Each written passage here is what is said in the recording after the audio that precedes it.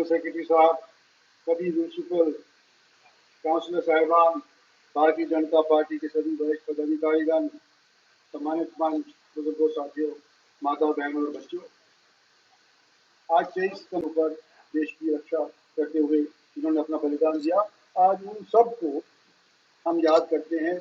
और आप सब की तरफ से मैं भी जाकर के एक शहीद स्मारक के ऊपर उन लोगों को फूल अर्पित करके उनकी श्रद्धांजलि अर्पित की है। आप लोगों को ये दिन मुबारक कि हरियाणा के अंदर ऐसे ऐसे लोग पैदा हुए हैं जिनने पहली आज़ादी की लड़ाई से लेकर के 1857 से लेकर के 1947 तक देश की आज़ादी के लिए अपना योगदान दिया। आज एक किताब आ जाएगी, एक किताब का विमोचन हिंदी वर्षन हम सब ने मिलकर के जो स्टेज के ऊपर बैठे हमने किया। हालांकि अंग्रेजी वर्जन हमारे प्रधान नड्डा साहब, हमारे राष्ट्रपति, उन्होंने किया था आज से 2-3 महीने पहले, लेकिन हिंदी का वर्जन उस टाइम के ऊपर उपलब्ध नहीं था।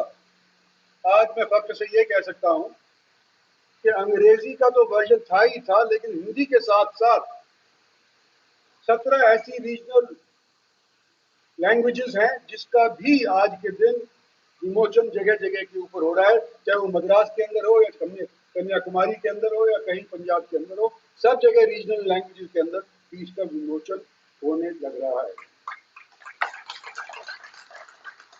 और ये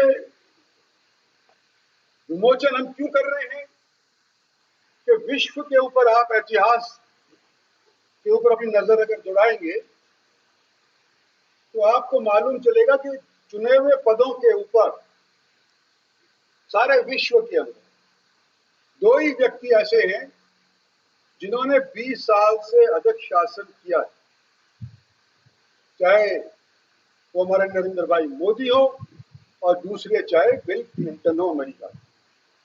बिल क्लिंटन गवर्नर रहे और उसके बाद अमेरिका के राष्ट्रपति बन गए।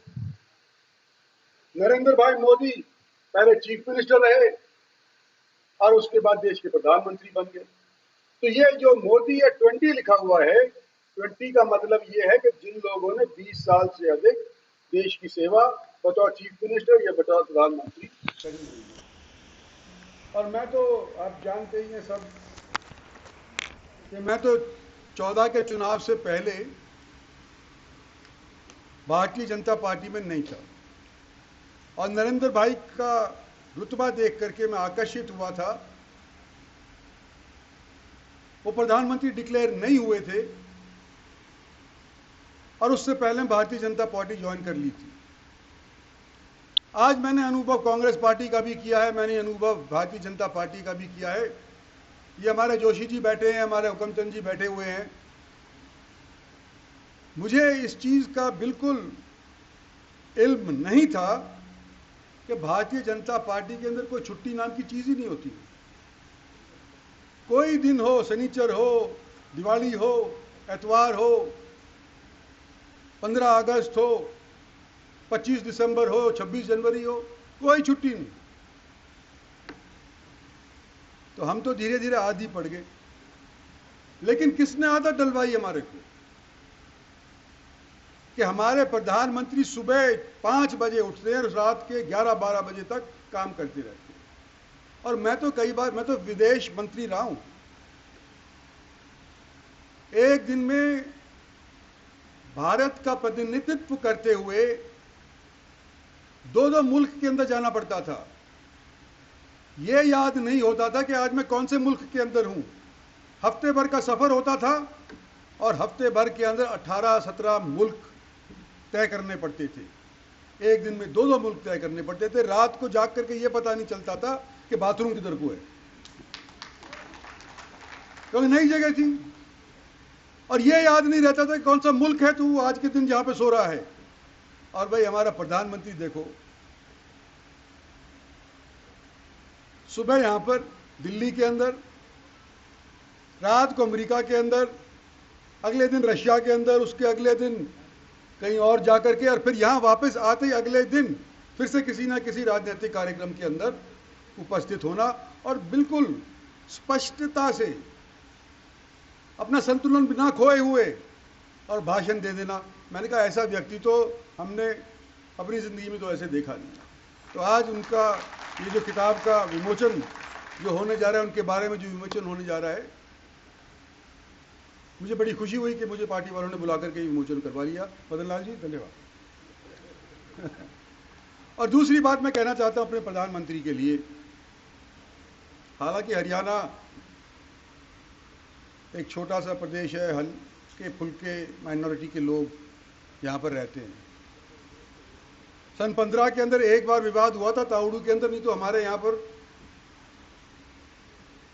मजहब के नाम के ऊपर कभी विवाद नहीं हुआ। लेकिन देश में तो होते रहते थे, कभी गुजरात के अंदर होते थे, कभी यूपी के अंदर, कभी बिहार के अंदर, कभी साउथ के अंदर होते थे। एक चीज़ आपने नोट करी होगी, ये पत्रकार बंधु यहाँ खड़े हुए हैं, कि हमारे प्रधानमंत्री, हमारे आपके चुने हुए प्रधानमंत्री,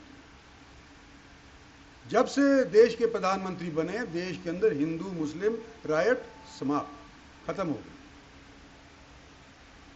ये चीज़ सोचने की है। और यही नहीं, आज के दिन मेरे पास स्टैटिस्टिक्स का महकमा है। 2 साल हमारे नष्ट हो गए, हमारे क्या सारे विश्व के नष्ट हो गए कोविड की वजह से। हम घर से नहीं निकले, सहमे हुए रहे, काम पे नहीं जाते थे, बाहर सब्जी फल भाजी नहीं खरीदने जाते थे, पानी नहीं पीते थे बाहर का, और किसी चीज़ के हाथ लगा लिया तो रगड़ करके धोने की आवश्यकता पड़ जाती थी। मैं आपको ये कहना चाहता हूँ कि 2 साल जो हमारे ये कोविड के गुजरे, जब कोविड शुरू हुआ था, हिंदुस्तान उस टाइम के ऊपर अमेरिका से पीछे गिना जाता था, ब्रिटानिया से पीछे गिना जाता था, फ्रांस से पीछे गिना जाता था, चीन से पीछे गिना जाता था, जापान से पीछे गिना जाता था। इन 2 साल के अंदर चीन, जापान, अमेरिका को छोड़ करके जो ब्रिटानिया हमारे ऊपर साम्राज्य के तौर के ऊपर एक टाइम के ऊपर राज कर चुका था, इन 2 साल के अंदर कोविड के दौरान हम ब्रिटानिया को पीछे छोड़ दिए और जीडीपी के तौर के ऊपर ब्रिटानिया से आगे निकल चुके। हालांकि हमारी उपलब्धि बहुत हल्की फुल्की सी रही, लेकिन जो मुल्क यूँ कहा करते थे कि हम समर्थ हैं, उनके तो गोडे टिक गए। जो मुल्क यूँ कहा करते थे कि हमारे पास चिकित्सा की इतनी भारी उपलब्धि है और हम विश्व को दुरुस्त कर देंगे, उनको भी हमने डूबते हुए देखा। अमेरिका के अंदर जिन लोगों ने वैक्सीन का प्रयोग किया था, इस्तेमाल किया था, बनाई थी, उस वैक्सीन को जब लैटिन अमेरिका के अंदर भेजा जाता था, अफ्रीका के अंदर भेजा जाता था, तो केवल पैसे से संतुष्टि नहीं होती थी उन कंपनियों की। यहां तक उनकी गिरावट आई, यूं बोले कि हम वैक्सीन तुम्हारे को जब देंगे, अगर हमारी वैक्सीन से किसी व्यक्ति की मौत हो गई तो हमारे ऊपर तुम दावा नहीं ठोकोगे। चलो जी, दावा नहीं ठोकेंगे, लेकिन पैसे दोगे ये नहीं, हमारे को तुम्हारी जमीन चाहिए। नए किस्म का वॉरफेयर देखो कि क्योंकि हमारे पास वैक्सीन है और तुम आपत्ति के अंदर हो, हमको तुम्हारी जमीन मिलेगी तो हम तुम्हारे को वैक्सीन सप्लाई करेंगे, नहीं तो वैक्सीन भी सप्लाई नहीं करेंगे। लैटिन अमेरिका के साथ हुआ, अर्जेंटीना जैसी मुल्कों से इन्होंने जमीन मांग ली इन कंपनियों के, विदेशी कंपनियों के अंदर। और हमारा मुल्क का सितारा जब चमकना शुरू हुआ, जब हमारे देश ने यूं कह दिया कि भाई हम वैक्सीन बनाने वाले भी हैं और तुम जमीन देते हो, हम तुम्हारे को मुफ्त बांटते हैं।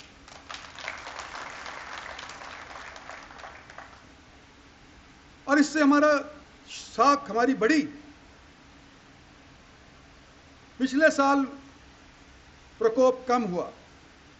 मैं आपको बताना चाहता हूं कि जो पिछला साल गुजरा है, जो 31 मार्च 2022 को ख़त्म हुआ है, उसके अंदर कुल मिलाकर के हमारा सालाना जीडीपी 4.1 था।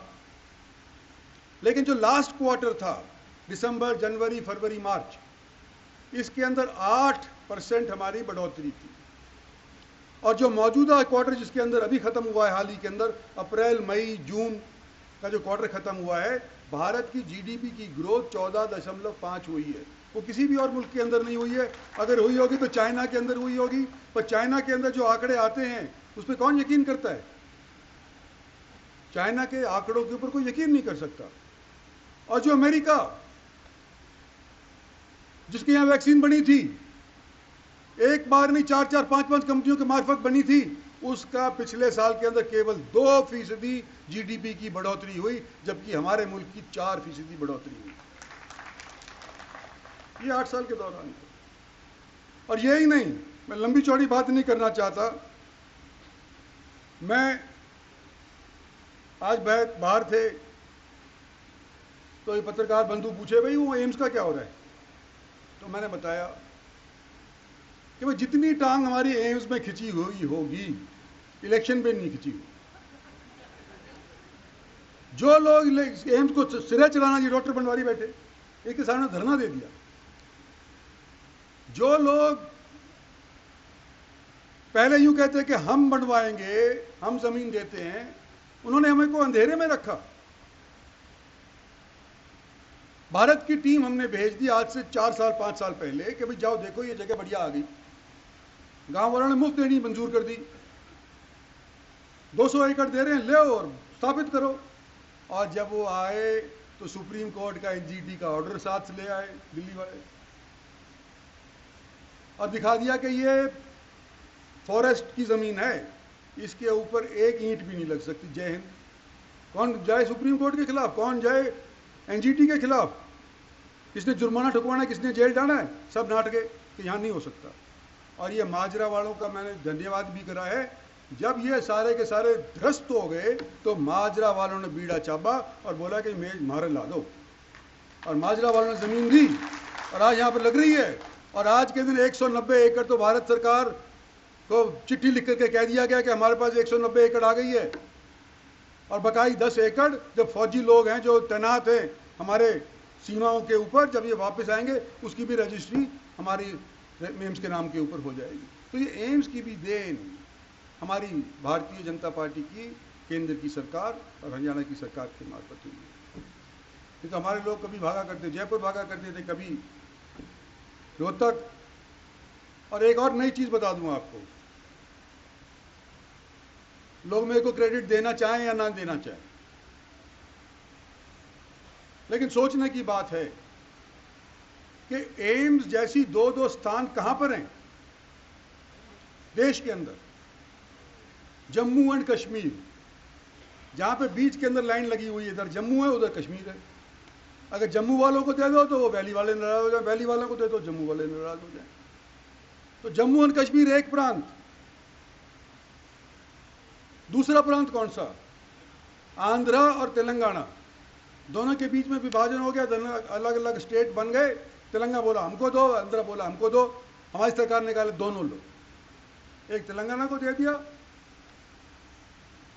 एक आंध्र प्रदेश को दे दिया। और तीसरी कौन सी है, कोई बता सकता है? हरियाणा कि एम्स के अंदर बाड़सा वाला भी आज के दिन एम्स है, और आज के दिन ये मनेठी वाला शिफ्ट होकर के माजरे वाला भी एम्स है। ना तो ये भारत सरकार की देन है। मैं यूं कह रहा हूं कि इसके अंदर मेरे को श्रेय मिले ना मिले, लेकिन हरियाणा एक छोटा सा 10 एमपी नहीं रहे हमारे।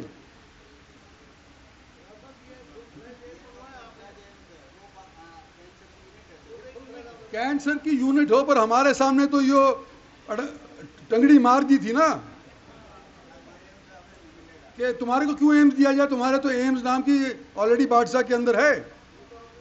और तुम यूं कहो कि भाई यहां पर ये 1500 करोड़ रुपए लगेंगे, हम तो 2000 करोड़ बादशाह को अंदर देने लग रहे हैं कैंसर रिसर्च इंस्टीट्यूट बनाने के नाते, और साथ साथ और भी जोड़ देंगे, हम लंबा चौड़ा बना देंगे उसको। हरियाणा के लिए एक ही बहुत है भाई, एक ही बहुत है। और अगर हम उसके हाँ में हाँ मिला लिए होते तो बेशक मैं कई जगह भला बन गया होता, मेरे दुश्मनों के खास तौर के ऊपर, कि इंद्रजीत का सिरे नहीं चढ़ा, भला आदमी है। लेकिन क्योंकि मैंने सिरे चढ़ा दिया तो इंद्रजीत बुरा आदमी है, कि दूसरा ला दिया, जोर लगाया तो दूसरा बुरा आदमी बन गया। सही बात है कि हमारे दुश्मन जितने टांग हमारे इस दिनों में खींचे थे, इलेक्शनों के अंदर शायद नहीं खींचे होंगे। और मैं याद दिलाना चाहता हूँ, आप सब जाते यहाँ पे लोग आए हुए हैं, सबसे पहला जो हमारा नरेंद्र भाई मोदी का जलसा हुआ रेवाड़ी के अंदर, फौजियों ने यहीं पे 1 रैंक 1 पेंशन किया था। और उसकी आज तक मैंने बात बताई नहीं, मैं बता भी देता हूं आपको कि उसी साल 23 आज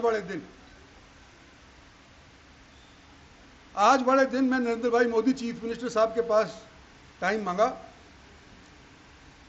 कि जी हम 23 सितंबर शहादत का दिन हरियाणा के अंदर मनाते हैं, हम जलसा करते हैं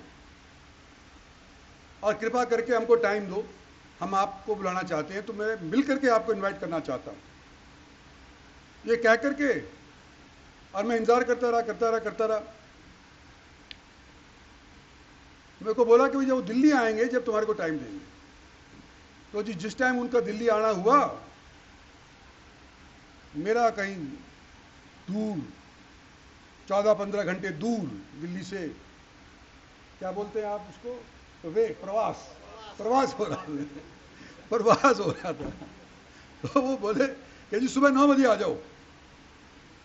तो मैंने कहा जी 15 घंटे तो मेरे को चलने में आएंगे, 9 बजे क्या, मैं शाम को 4 बजे से पहले नहीं पहुंच सकता, तो आज के दिन तो मैं नहीं उपस्थित हो सकता। तो मैं नहीं गया और वहां पर हमारे भाई कई दोस्त हैं, वो मैं किसी का नाम नहीं ले रहा, नहीं तो बाद में फिर जो अखबार वाला में छाप देंगे। कई लोगों ने यूँ कहा, जिन लोगों से पूछा नहीं गया जब मेरे को भारतीय जनता पार्टी में शामिल किया, कि इंद्रजीत तो नवाब का बच्चा है, ये तो आना ही नहीं चाहता, अगर आना होता तो आ नहीं जाता सुबह। तो जी फिर ये सारे के सारे बड़े नेता भारतीय जनता पार्टी के, और ये सोनीपत में मीटिंग करी, जोशी जी को पता होगा उस टाइम का, और बोले कि जी मोदी जी आए, ना वो रामलाल जी थे उस टाइम, और उन्होंने धमकी मारी इनके सब बीजेपी वालों के कि तुम प्रधानमंत्री का जलसा करवा रहे हो कि नहीं करवा रहे, हाँ करो या ना करो। तो उन्होंने जी हम करवा रहे हैं। तो सब किसने बेड़ा चाहा, फौजियों ने। वो बोले कि जी इंद्रजीत सिंह का तो पता नहीं, कोई मतलब फौजी करवाना चाह रहे, रेवाड़ी में कर दो, तो रेवाड़ी का जलसा आयोजित हो गया। अब उस टाइम तक नरेंद्र भाई मोदी को यह नहीं पता था कि इंद्रजीत सिंह मेरे को किस लिए मिलना चाहता है। तो जी उसके बाद इनका फैसला हो गया कि रेवाड़ी में जलसा होने जा रहा है, और मेरे को फिर से बुलावा आ गया कि आपने टाइम मांगा था, नरेंद्र भाई मोदी आए हुए हैं, आप आ जाओ। तो हम चले गए, और मैंने कहा जी अब तो आपने 13 सितंबर का रेवाड़ी का जलसा तय कर दिया है, और मेरा 23 सितंबर को तय हो चुका है, पहले ही आपके ये जलसे के पहले तय हो चुका है। मैं इनवाइट करना चाहता था, पिछली बार मैं उपस्थित नहीं हो पाया, तो आप लोगों ने, बीजेपी वालों ने फैसला करके 13 सितंबर का तय कर दिया। मैं ये नहीं कह रहा कि उसमें जाओ और मेरे में भी आओ, अगर 2 जगह 10 दिन के भीतर आपको जाना उचित नहीं होगा। वो खुद भी कह रहे थे कि 2 जगह कैसे आऊँ मैं। तो मैंने कहा जी मैं जलसा करूँगा, क्योंकि मैंने ऑलरेडी ऐलान कर दिया है, और अगर मैं नहीं करूँगा जलसा तो लोग यूँ कहेंगे कि भाई इसको जलसे के अंदर करने में क्या आपत्ति आ गई, समझ में नहीं आया, डर गया, क्या हो गया। तो मैंने कहा जी आपकी तो आज तो मैं सिर्फ इजाज़त लेने आया हूँ कि आप 13 सितंबर को करोगे और मैं 23 सितंबर करूँगा, लेकिन बराबरी किसी तौर के ऊपर हमारी आपकी निगाह के अंदर नहीं होनी चाहिए कि मैं बराबरी आप ही करना चाहता हूँ। आप हमारे नेता हो, आपके अंदर मेरी आस्था है। जिस तरह से लोग आज के दिन आपके पूछ रहे हैं कि भाई किसी तरह से नरेंद्र भाई मोदी को प्रधानमंत्री बनाया जाए, तो भाई उनकी लाइन के अंदर मैं भी खड़ा हूँ। मैं भी चाहता हूँ कि आपको डिक्लेयर कर दिया जाए बतौर प्रधान मिनिस्टर कैंडिडेट। तो मैं तो आपको बुलाने नहीं आया, आपको बताने आया हूँ, और ये मेरी बात थी जो पहले मैं आपसे मिलना चाहता था। तो फिर उसी टाइम पर उन्होंने फिर कह दिया ठीक है, इसमें तो मैं नहीं आऊँगा, लेकिन तू वहाँ इंसाफ मंच के अंदर क्या इधर उधर घूम रहा है, देश की सोचो, देश की पार्टी में ज्वाइन करो। मैंने कहा जी आप क्या होगे तो मैं ज्वाइन कर लूँगा। सो जी उस टाइम के ऊपर हमारा बन गया और हम जो भारतीय जनता पार्टी को ज्वाइन कर लिए, और उन्होंने हमारे को मंत्री बना दिया। और ये जब मैं भाव लेकर गया था प्रधानमंत्री जी के पास, तो ये सिर्फ मैं अपना भाव नहीं ले गया था, लोगों की नब्ज टटोल करके गया था, लोगों से पूछ करके गया था। लोगों ने कहा नहीं चल भारतीय जनता पार्टी में चल के इंसाफ में भारतीय जनता में चल।